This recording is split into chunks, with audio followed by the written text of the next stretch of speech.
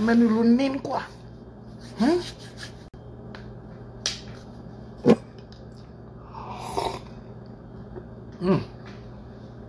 Alhamdulillah.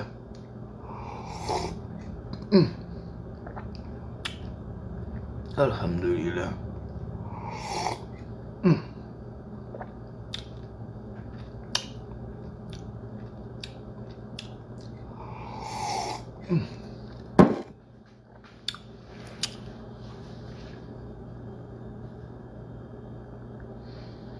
Assalam. Assalamualaikum. Share naa leen yéen ñëpp ku si nekk si turam ak salaam. naa leen dal leen jàmm. yàlla nañ commencé waxtaan bi tey si bismillahi rahmaani rahim. pare ko si alhamdulillahi rabbil alamin comme nu nga koy defee saa su nekk. leen ma jël gille yi les gille.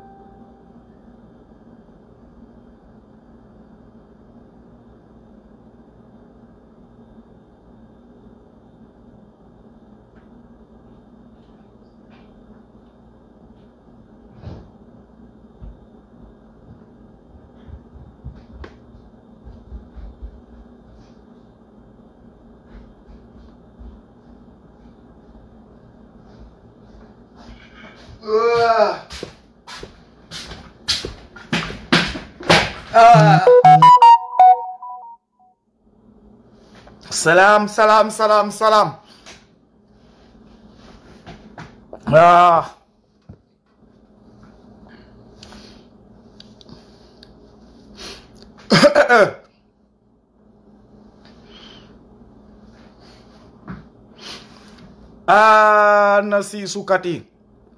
Anasi sukati. Gaay di mer na seen xol yi neex lem leen ko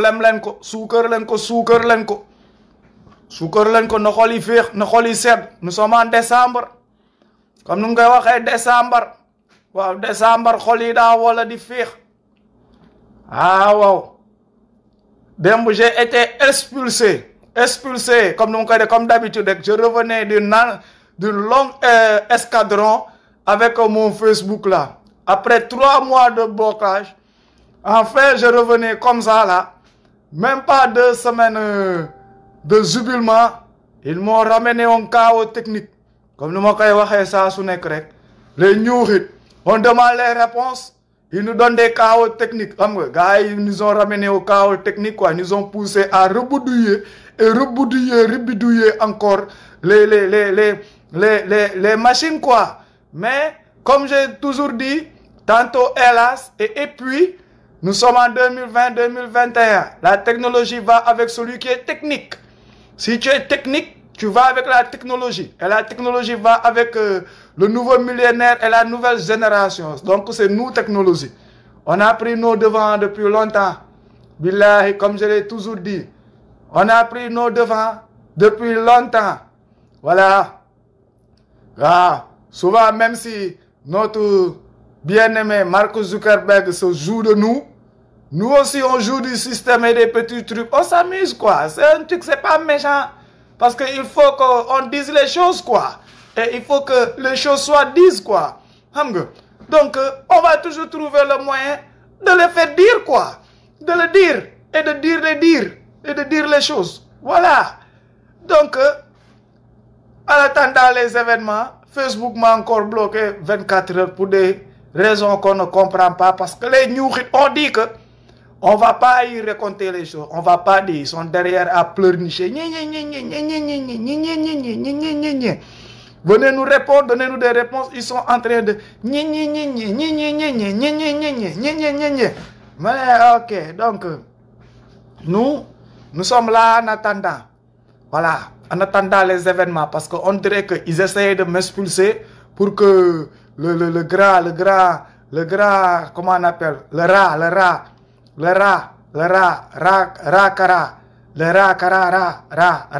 yeah. Il voulait parler, il a parlé, il a dit encore des conneries et des balivernes comme ça là, quoi. Le rat, je suis là aux aguets, on lâche rien, on lâche pas l'affaire. Je vous jure, on lâche pas l'affaire. Le gars voulait sortir pour raconter de la merde et nous emmerder encore, quoi. Amertume et raconter son truc. Ils essayent de me refouler pour que je ferme ma gueule. Je n'y parle pas. Mais moi, je parle de ce qui me plaît.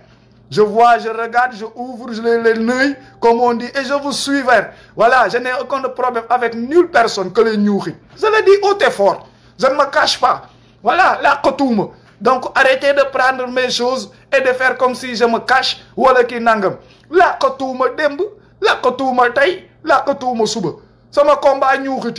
C'est des domaram.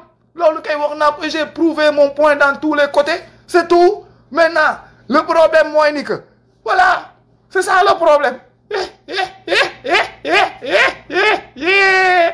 Non, voilà quoi. Domaram lay doon. Moi, man maa ñëw toog def sama analyse gis ni que fii la doomaraam yi nekk ma jàpp si làqatuuma si mon combat c'est un combat contre les doomaraam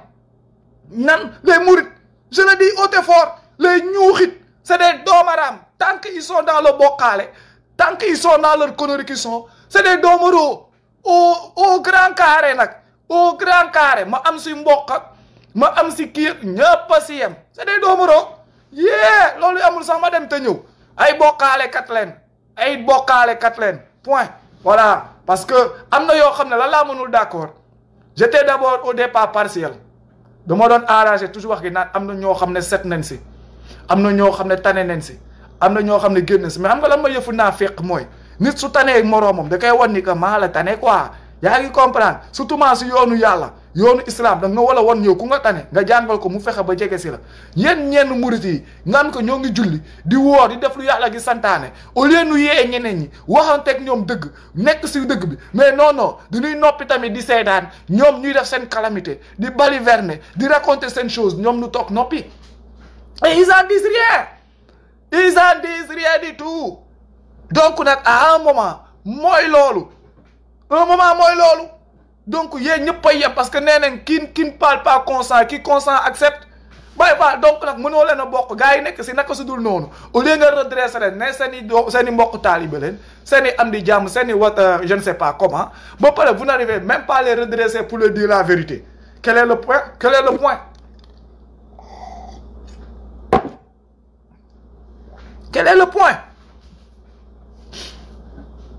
moo tax nag man comme ni ko gars yi di waxee chaque jour rek ma ne leen ma am na wax yoo xam ne man loolu du ma ko dégg am na wax yoo xam ne man du ma ko déglu am na wax yoo xam ne dafay yomb mënoo leen ne ay Baay Faal leen ngay murit ngeen wala nangam yéen ngeen xam lu yàlla gi wax si julli ngeen xam lu yàlla gi wax si woor ngeen xam lu yàlla gi wax si natt asaka ngeen xam lu yàlla gi wax tamit si takk jabar sax laay wax ak ñaata jabar leen wala takk ak fu ñu ko wala yemale yéen ngeen toog di seetaan ay nit di def naka su dul noonu di romb di baliverner di blasphémer affaire yi ngeen wala jug nu ne jullit da see wala def kàttanam kàdduwam wala doom da see wala taxaw mais yéen dara su noonu yéen ne lan ngeen di jouer mais rôle mandute ngeen dem noppi toog di seetaan avec ça ngeen bëgg ne yéen da ngeen vous n'êtes pas mieux que vous n'êtes pas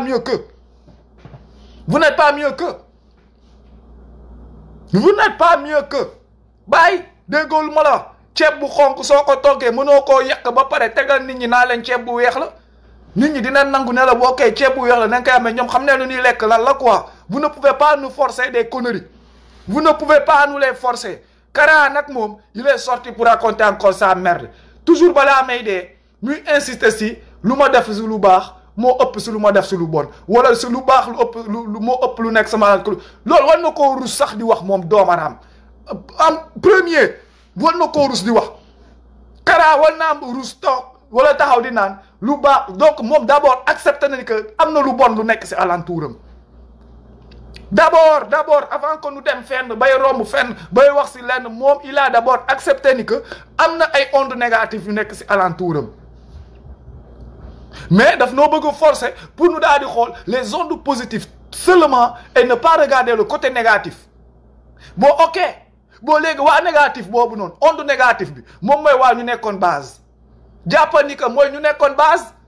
su nekkee ni que lu nekk murit yi lu lool kese murit yi bëri nañ donc ñu nekkoon seen base boobu noonu mu jàpp tëj moom mooy ñu boñ ñi mooy nu kii donc ñooñu encore ce qui veut dire que ni loolu moom mooy seen kii seen futur loolu mooy seen mujjantal donc yéen murit yu amul chance xaw a jub wala kii yu xawoon kii loolu ngeen leen yéene loolu mooy seen jiklaay si ñoom loolu ngeen namm si ñoom mooy lan di leen tëj ci ay mbaar wax naa leen nee naa leen ñii bis bu nu leen joxee caabi dëkk bi nu génnee nu dëkk bi ñun ñëpp ñii bis bu nu yoree caabi àjjana bi àjjana ségrégation ngeen di gis parce que ñoo ngi nii si kaw dunia ñoo ngi nu koy wan nuy gis ni ñoom nu koy woon nuy gis te demaguñu fenn on n'a pas encore bougé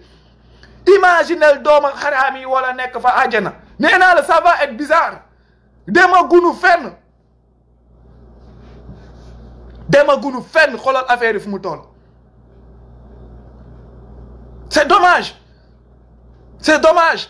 lu ma def lu baax moo ëpp lu ma def léegi Kara moom su lu mu def lu baax yooyu noonu muy wax moo ëpp lu bon lu baax yooyu noonu nanu si limal benn man c'est ça le problème lu baax yooyu noonu mu defar lu mu kii nii na ma si limal benn na ma wax benn ni que ok maa defar lii baax na te nit ñi mën nañ see jëriñoo dama si wax benn toujours loolu la ñuy def di ñu jéem a guux di ñu yóbbaale si ay nelaw léegi wax leen ma benn affaire bu Kara def bu nit ñi mën a jëriñoo mu nekk lu baax pour la société lan dina delluwaat ne moo yar nit ñi moo yób base a ngi noonu gisaat de résultat bi lan non maa jël xale yi kii ni nanga ala xale yi ñoo ngi dee si géej bi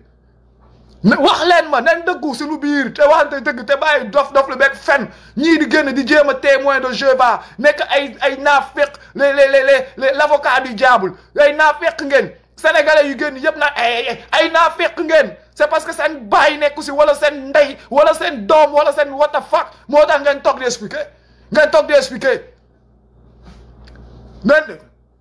lu baax lan la Kara def si dëkk bi léegi lu baax on a qu'à parler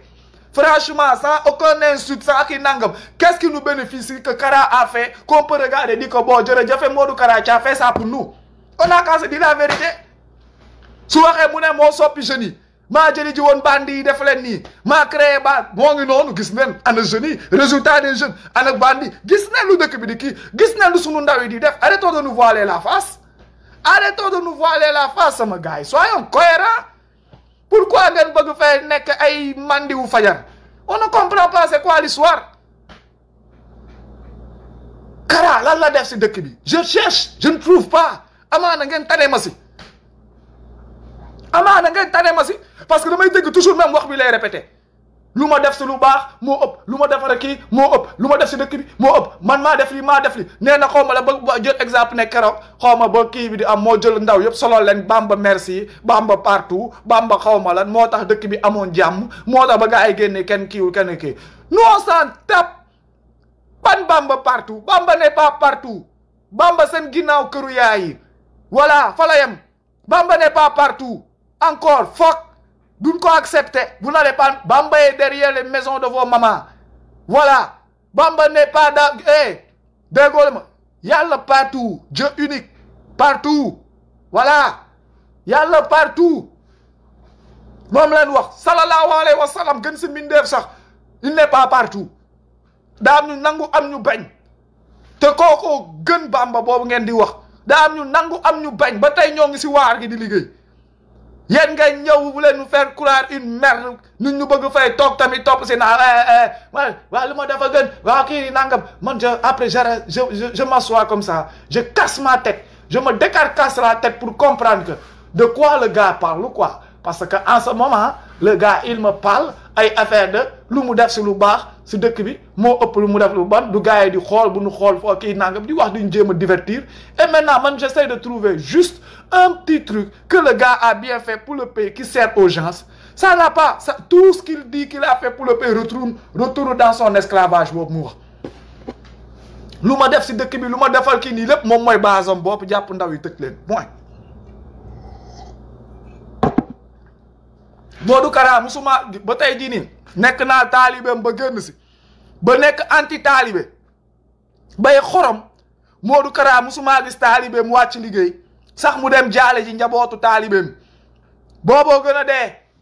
balaa nu may expliquer ay yeneen wax di naan ma ay affaire non Modou Kara bëkk néegam wàcc na liggéey wala ki nangam mu dagg tànk tubéy mu jël ko dem seeti famille bi def fa teraanga kii nem xoolale gisaguma ko xanaa mu amee si yeneen horizon wala yeneen affaire yoo xam ne mooy loolu non nit yi dañ koy topp servir ko ba dee du bouger léegi nag may wax armée sénégalais xaw ma justice su sénégalais sax laay wax ñuy jéem a teg xel moom tamit wala moom mooy teg xel en tout cas am na si ñoom ñaar kuy teg xel soit léegi justice bi mooy teg xel soit moom moo ñëw moo wax lu ñu ko waxul si biir muy play mind si kaw nit ñi pour andi un petit soulèvement parce que si biir moo ngi wax sa banaan ay non réew mi moom dama bëgg mu xam ni que Bamba ko moom même su ko moomul fii fële Bamba mooy ku koy jël dinañ ko kii di jëm il essaye de créer une zizanie ce gars dara du am nee naa leen Baye Fall bu fi génn yëngal nu noq la loolu c'est moi qui vous le dis démb laa y a des preuves ku ko weddi na essayer démb ba Macky Sall bëggee tëj dëkk bi lëmb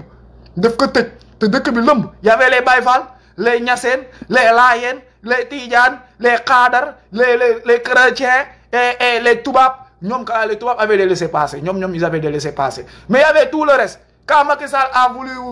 les mettre dans la maison et les enfermer il a su comment le faire à moins de 24 heures ñëpp a xam nu muy tegoo kii la donc nag pour remettre encore des petits bâtards de rien du tout à leur ordre sortez rek ngeen am lu ngeen expliquer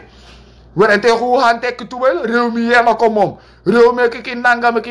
le plus téméraire wala le plus con il n'a qu'à sortir sur les roues essayer c'est mieux que d'être là à crier wala à raconter vos merdes derrière voilà xool ku ngeen di saaga di wax ki di tëb ñeme ngeen ko wax ngeen yéenay bandi yi yéena moom dëkk bi yéenay ki nangam Macky Sall la ngoog yéen a ngi noonu réew maa ngoog génn leen say moroomu doom say moroomu jarbaat ñooy sol tenue di la ndulli si mbedd bi te doo si mën tus dara doo ko si def doo buuse doo yotaa ñoo lay ndulli ba nga ne jot ni coro rek ngeen leen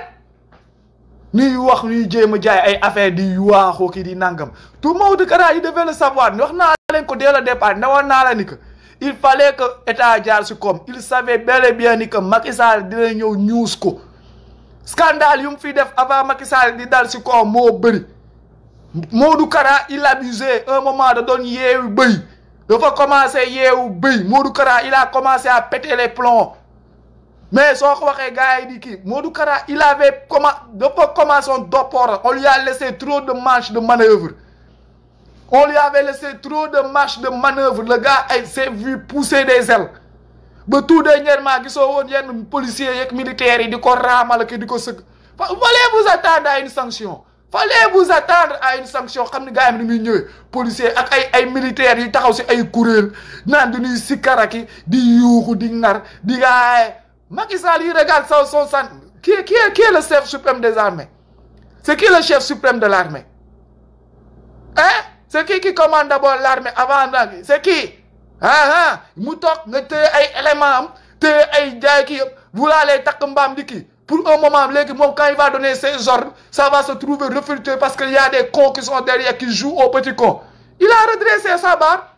il vous a montré que c'est lui qui tient les rênes c'est lui qui dit et c'est lui qui dicte celui qui veut faire le con il n'a qu'à essayer il vous l'a montré que dorénavant ça ne marchera plus comme que yow leen doon sukkal di la raamal yow sa bopp laay woon ni que ça dina la ñuus si kaso bi wala yow tu n'es pas au-dessus des lois le message passe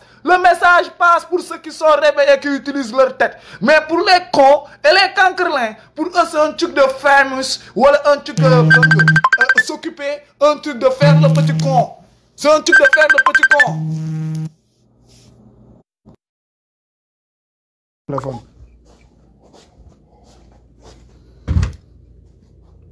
ok na bàyyi buntu bi mu rek nii sama tablette bi quoi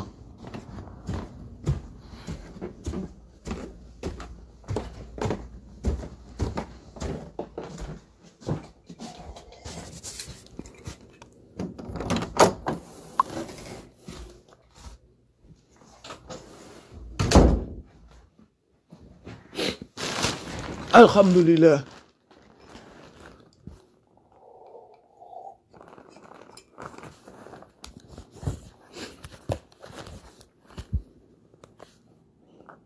propre image. Abonnez-vous à la scène qui vous ressemble et qui vous correspond. Nyanjo Media Vision, l'œil du delta du Saloum.